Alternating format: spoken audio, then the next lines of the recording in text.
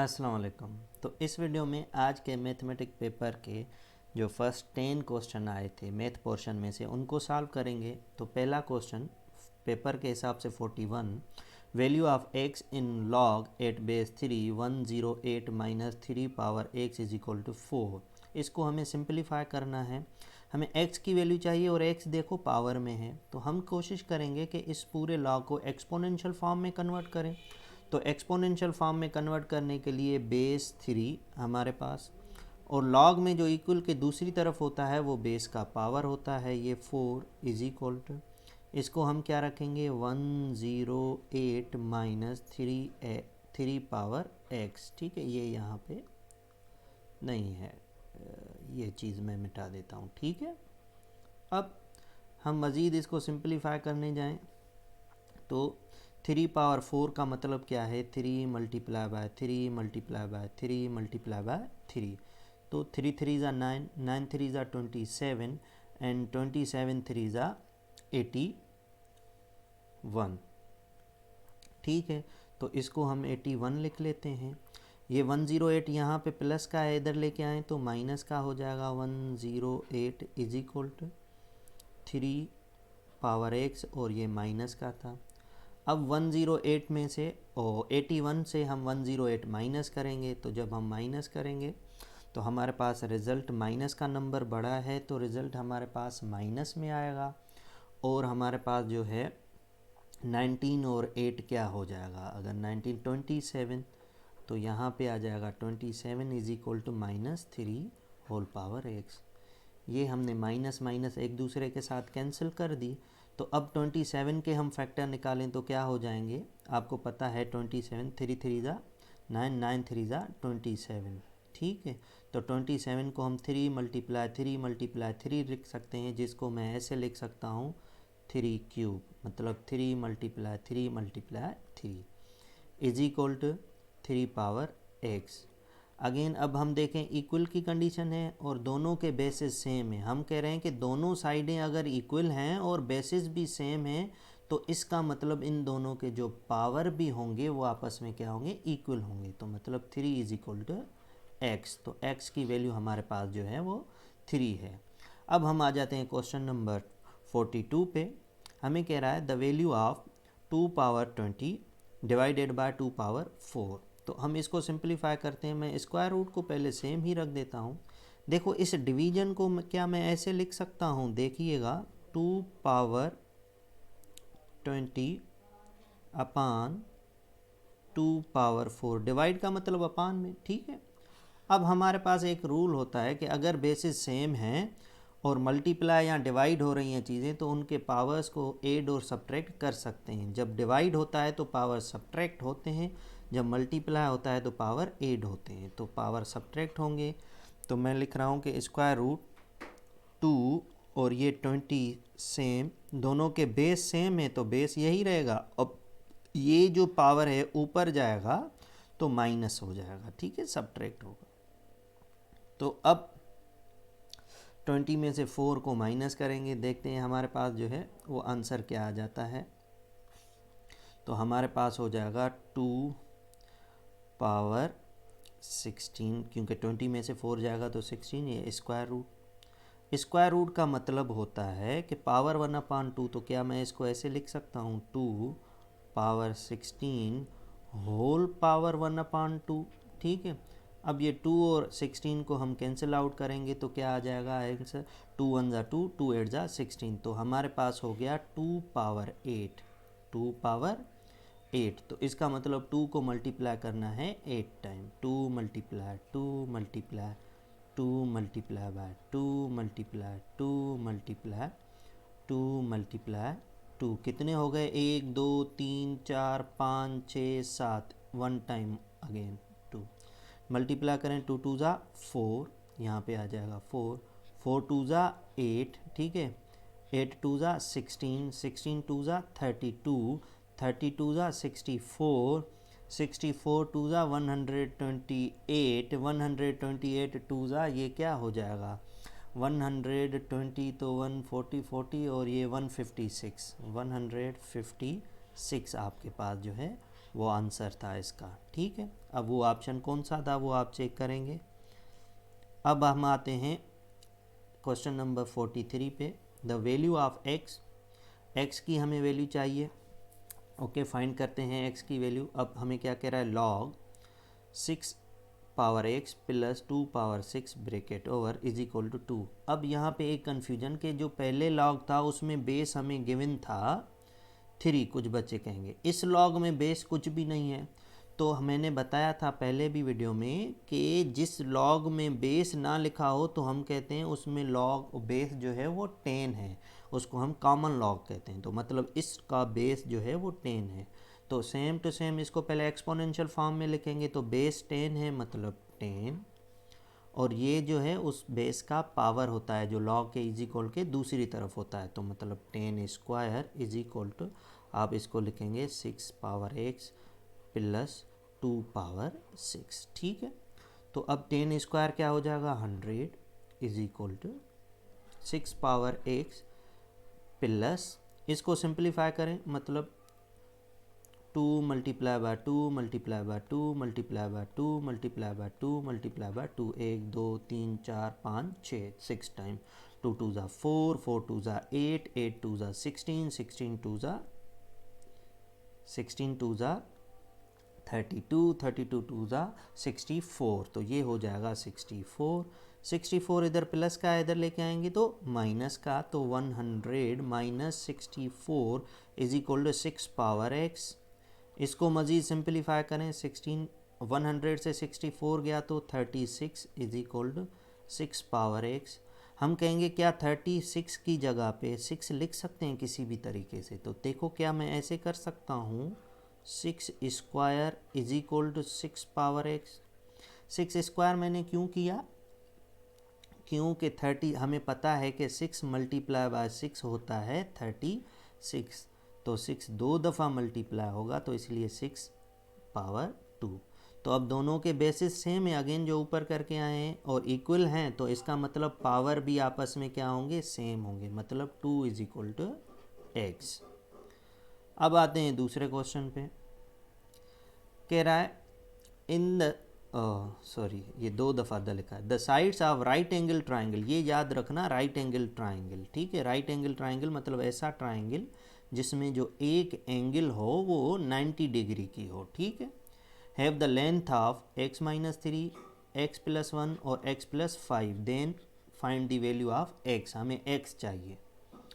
तो right angle triangle हमें कह रहा है, तो राइट एंगल ट्राइंगल जो भी होगा तो हम कहते हैं वो पैथागोरस थ्योरम को सेटिस्फाई करेगा। पैथागोरस थ्योरम क्या होता है, हाइपोटेन्यूज स्क्वायर, यहाँ पे मैं लिख रहा हूँ hypotenuse square is equal to base square plus perpendicular square. तो अब इसमें हाइपोटेन्यूज क्या होता है, जो 90 एंगल के सामने वाली साइड होती है वो हाइपोटेन्यूज।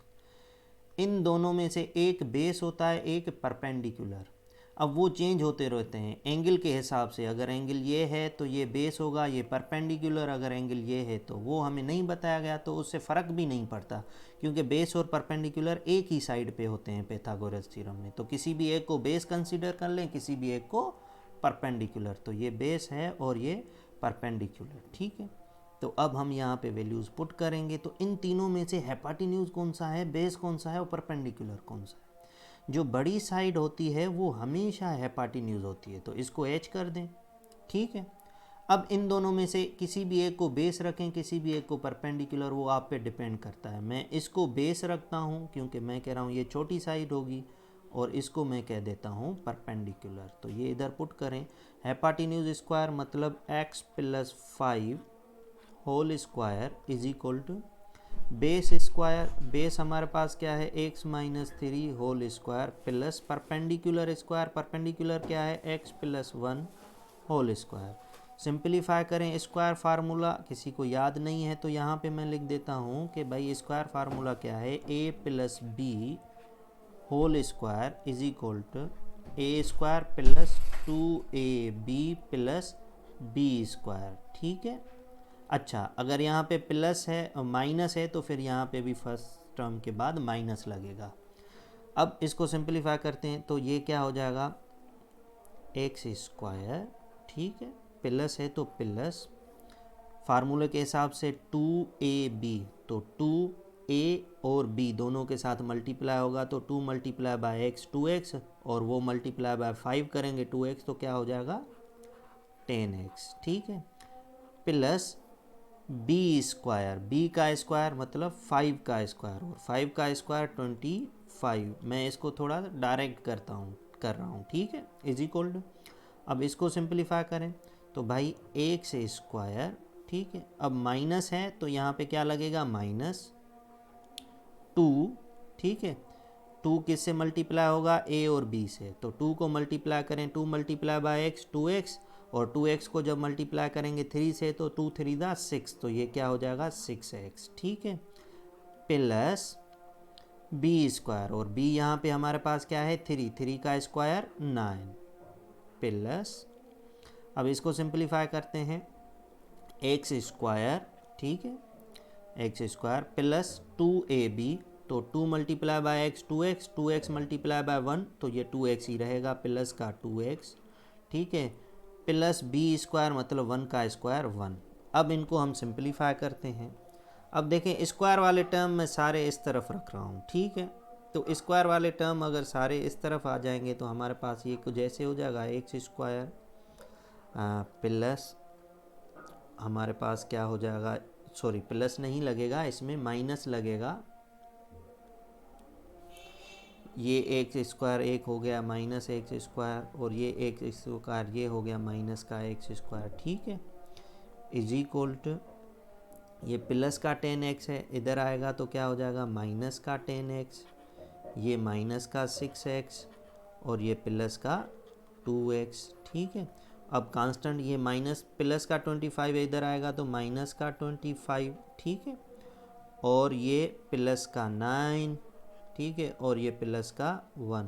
इन सब को सिंप्लीफाई करें, देखें क्या आता है, तो ये एक्स स्क्वायर में कैंसिल, तो बाकी क्या बचेगा माइनस का X square is equal to minus 10x minus 6x, तो 16x में से 2x जाएगा तो ये क्या हो जाएगा माइनस का 14x, ठीक है, और अब आते हैं 25, और ये 9 प्लस 1 क्या हो जाएगा 10, 25 माइनस का और 10 प्लस का, तो 10 25 से जाएगा तो माइनस का 15। इसको भी इस तरफ लेके आएँ तो ये हमारे पास कुछ ऐसे हो जाएगा, ये माइनस का है इधर लेके आएंगे तो प्लस का X square minus 14x minus 15। अब ये इधर आ जाएगा तो क्या बचेगा, यहाँ पे कुछ भी नहीं मतलब ज़ीरो, अब वो इक्वल ज़ीरो इस तरफ रखें या इस तरफ कोई फ़र्क नहीं पड़ता, ठीक है। अब ये हमारे पास एक क्वाड्रेटिक इक्वेशन बन गई। अब हमें इस क्वाड्रेटिक इक्वेशन को सिंप्लीफाई करना होगा। अब क्वाड्रेटिक इक्वेशन को सिंप्लीफाई कैसे करेंगे सिंप्लीफाई करने के लिए हम जो है मिडिल टर्म को ब्रेक करते हैं, मिडिल टर्म को ब्रेक करें या फिर क्वाड्रेटिक फार्मूला लगाएं। अब क्वाड्रेटिक फार्मूला लगाएं या मिडिल टर्म ब्रेक करें ये आप पे डिपेंड करता है, ठीक है। मिडिल टर्म ब्रेक कैसे करेंगे कि हम कहते हैं कि जब हम उसको ऐड करें तो जवाब -14 आए, और जब मल्टीप्लाई करें तो -15। तो मैं कह रहा हूँ कि एक्स स्क्वायर, ठीक है, -15x plus X -15 is equal to 0, ठीक है, क्योंकि जब इन दोनों को मैं ऐड करूँगा तो -14 होगा, और जब इन दोनों को मल्टीप्लाई करूँगा तो -15। इन दोनों में से मैं x कॉमन ले लेता हूँ तो क्या हो जाएगा x -15, और इन दोनों में से कॉमन कुछ भी नहीं आ रहा तो मैं +1 ले लेता हूँ तो ये भी हो जाएगा x -15। अब दो ब्रैकेट एक -15 की हैं तो एक ब्रैकेट कॉमन ले लेते हैं x -15, ठीक है, और यहाँ पे x -15 आ गया तो क्या बच जाएगा x, यहाँ से x -15 कॉमन आ गया तो क्या बचेगा +1, ठीक है। अब आपके पास दो x की वैल्यू हो गई, एक यहाँ से एक यहाँ से, क्योंकि ये इक्वल 0 ही आ रहा है इतनी देर से, तो एक वैल्यू यहाँ से हो जाएगी x, ये माइनस का 15 इधर लेके जाएंगे तो प्लस का एक आ जाएगी x इज इक्वल टू 15। दूसरी ये x प्लस का है इधर लेके जाएंगे, 1 प्लस का है इधर लेके जाएंगे तो माइनस का, दूसरी यहाँ से x इज इक्वल टू -1। अब ऑप्शन चेक करेंगे कौन सा ऑप्शन है, 15 वाला ऑप्शन सही है। मैंने ये प्रोसेस इतना लंबा क्यों किया, क्योंकि अगर कुछ भी वैल्यूज इधर उधर होती तो डायरेक्ट मेथड से आपकी कन्फ्यूजन हो जाती, क्वेश्चन गलत हो जाता, ठीक है। और दूसरी, अगर किसी को इतना ये लंबा मेथड लग रहा है तो फिर आप क्या करें, जो चारों ऑप्शन थे 1 बाय 1 इधर पुट करते जाएं, ठीक है, एक्स की जगह पे, ठीक है। पहले वाला ऑप्शन पुट करें सब में, देखें वैल्यूज़ क्या आ रही हैं, फिर इस पैथागोरस थ्योरम अप्लाई करके देखें, अगर सेटिस्फाई हो रही हैं दोनों साइडें तो ठीक, वरना बी वाले ऑप्शन पे आएँ, फिर सी वाले ऑप्शन पे आएँ, फिर डी वाले ऑप्शन पे। इसमें जो है वो 15 ऑप्शन सही था। अब आते हैं इस पे, सिंपल बहुत ही आसान सा क्वेश्चन है, इन दोनों को मल्टीप्लाई करना है, the value of 15y plus 3y। तो क्या करें, 15 और 3 को मल्टीप्लाई करें, 15 3 दा 45, y मल्टीप्लाई बाय y तो क्या हो जाएगा y स्क्वायर, आसानी से हो गया। अब आते हैं क्वेश्चन नंबर 46 पे, इसमें क्या कह रहा है, the value of 4 power 3 factorial upon 8 power 4, ठीक है। तो सबसे पहले आते हैं कि 4 पावर 3 फैक्टोरियल को कैसे सिंप्लीफाई करेंगे। देखें इसको मैं ऐसे लिख सकता हूँ, 4 पावर 3 फैक्टोरियल मतलब 3 मल्टीप्लाई बाय 2 मल्टीप्लाई बाय 1।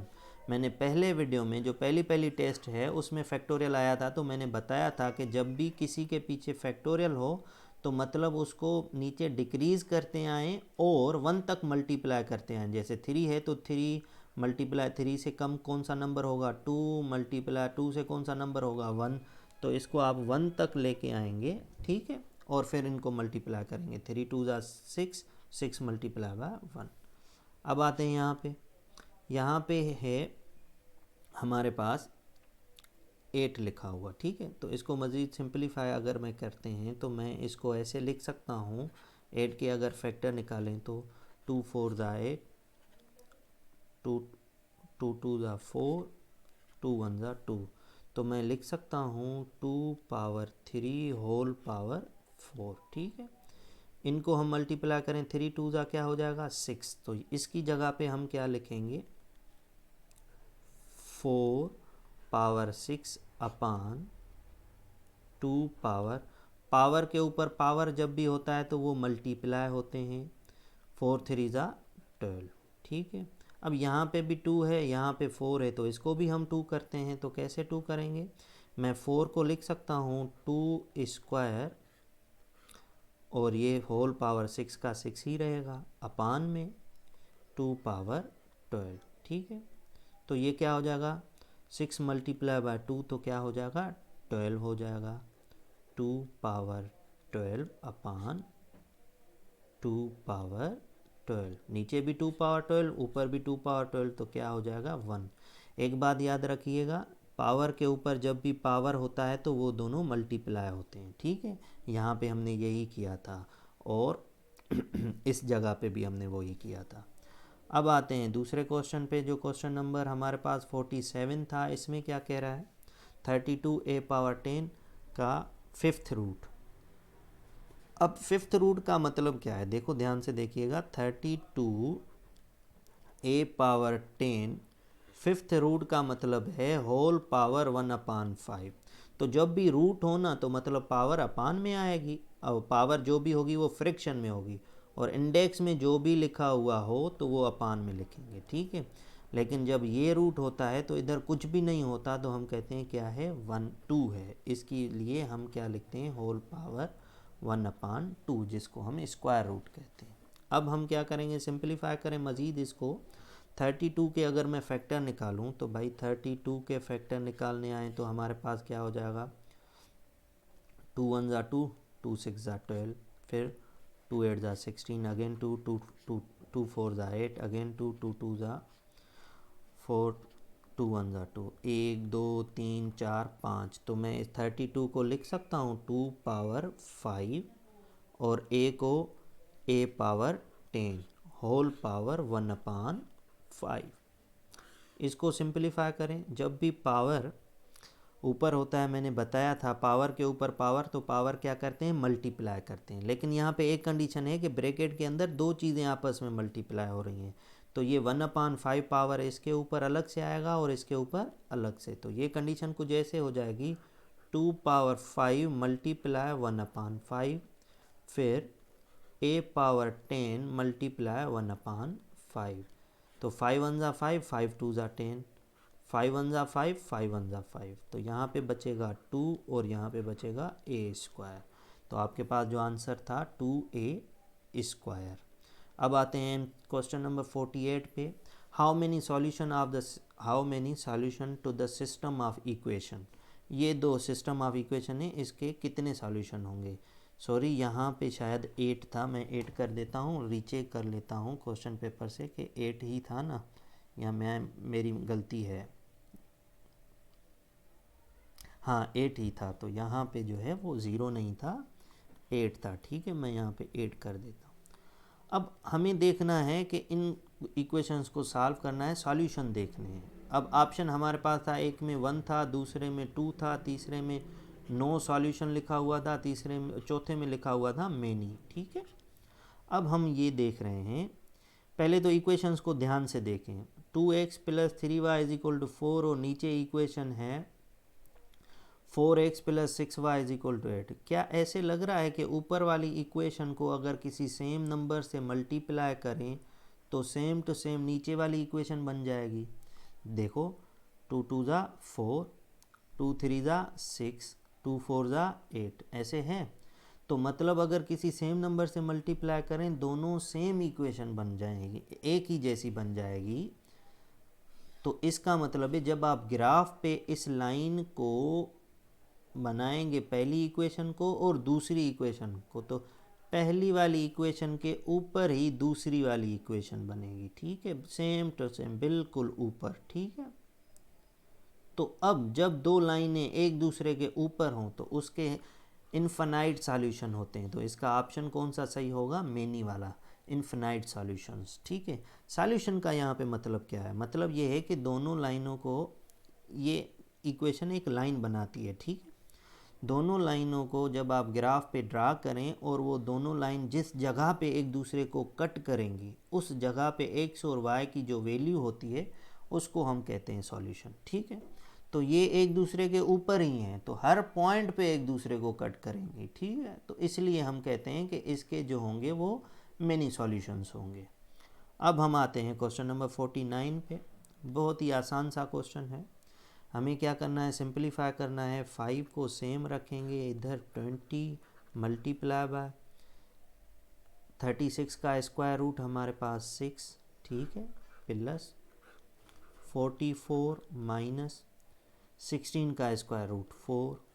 ठीक है, अब 5 20 को मल्टीप्लाई करेंगे 6 से, तो हमारे पास क्या हो जाएगा, 2 6 ज़ा 12, मतलब 120 प्लस 44 में से माइनस करेंगे 4, तो हमारे पास क्या हो जाएगा 40। इन दोनों को मल्टीप्लाई करें, 12 5 ज़ा 60 और पीछे ये 0 प्लस 40। ठीक है, तो ये क्या हो जाएगा 640। अगर मैं देखूं क्वेश्चन सही है तो, लेट मी चेक। सॉरी, हाँ मैंने ये क्वेश्चन भी गलत लिखा हुआ है, इधर जो है वो डिवाइड की निशानी है। ठीक है, डिवाइड, तो यहाँ पे भी डिवाइड होगा। ठीक है, और यहाँ पे भी डिवाइड होगा, और इसको मैं रब कर देता हूँ।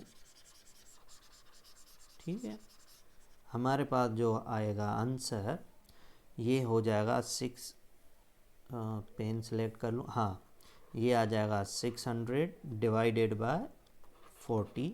तो इसको हम ऐसे लिख सकते हैं, 600 डिवाइडेड बाय 40, 0 0 में कैंसिल आउट। अब 4 की टेबल 60 पे पढ़ेंगे, 4 1 ज़ा 4, 4 1 ज़ा 4, 2 आएगा 20, 4 5 ज़ा 20। ठीक है, तो हमारे पास जो आंसर होगा 15 आंसर जो है इसका करेक्ट आंसर होगा। अब हम आते हैं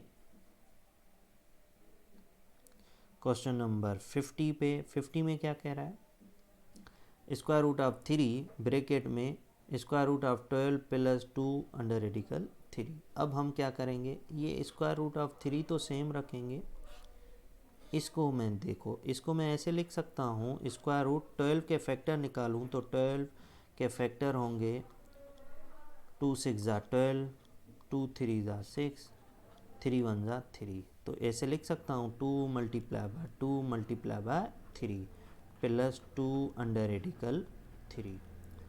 अब ये पेयर बन रहा है, स्क्वायर रूट में जिन भी दो नंबर्स का आपस में पेयर बन जाए, मल्टीप्लाई हो, तो वो एक टाइम बाहर आ जाते हैं। तो इसको मैं ऐसे लिख सकता हूँ, square root of 3 2 square root of 3 plus, और ये again same 2 square root of 3। तो ये दोनों में सेम कंडीशन है, तो इनके कोएफिशिएंट्स जो हैं वो प्लस कर देंगे, तो क्या हो जाएगा, स्क्वायर रूट ऑफ 3 2 + 2 क्या हो जाएगा 4, और ये स्क्वायर रूट ऑफ 3। अब स्क्वायर रूट ऑफ 3 मल्टीप्लाई करेंगे ब्रैकेट के साथ, तो ये हो जाएगा 4 square root of 3 multiply by square root of 3। अब ये दोनों आपस में जब मल्टीप्लाई करेंगे तो इसका जवाब जो आ जाएगा मल्टीप्लाई बाय 3। क्यों कि हम कहते हैं कि स्क्वायर रूट में 3 मल्टीप्लाई 3 जो है वो एक दफ़ा बाहर होके 3 आ जाता है, तो दोनों पे सेम स्क्वायर रूट हो जाएगा और 3 बाहर आ जाएगा। ठीक है, तो 4 3 ज़ा 12। तो हमारे पास क्वेश्चन नंबर 50 का जो आंसर होगा वो 12 होगा। उम्मीद है ये 10 क्वेश्चन समझ में आ गए होंगे। तो अब दूसरे वीडियो में मैं बाकी 10 क्वेश्चंस को सॉल्व करूँगा। तब तक अल्लाह हाफिज़।